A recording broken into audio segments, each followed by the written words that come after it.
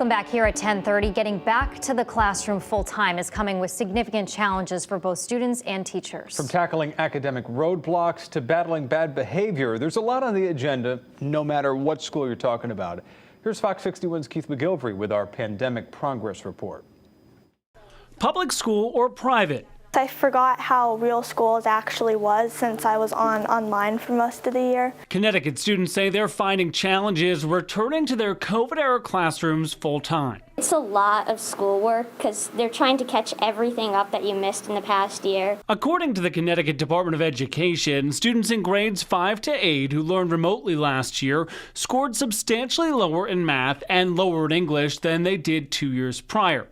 Third grade English and math scores also dropped by double digits when comparing students who learned from home last year to those in person during the 2018-2019 school year. I really see a difference when I see the students interacting in person. They're having a tough time engaging in conversations and having those discussions. There's some students who have not been in school for 18 months. Some of our primary students have never been in a school setting. That's exactly what St. Paul kindergarten teacher Karen Lavoie is experiencing right now with her kids in Kensington. I had 3 children this year that had never been to preschool before, so they had never been to school. They're 5, turning 6, and they've never had any classroom experience. That means starting from scratch on things like fine motor skills.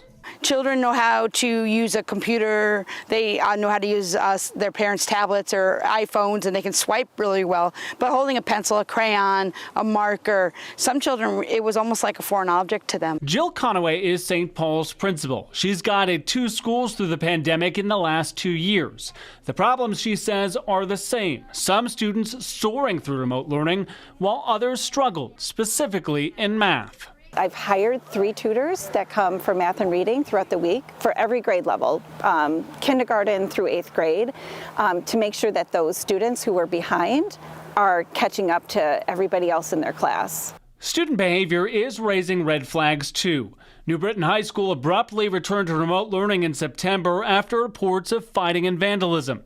In Hartford, one principal hit the pause button, reteaching students school-wide how to get the teacher's attention without outbursts or inappropriate behavior.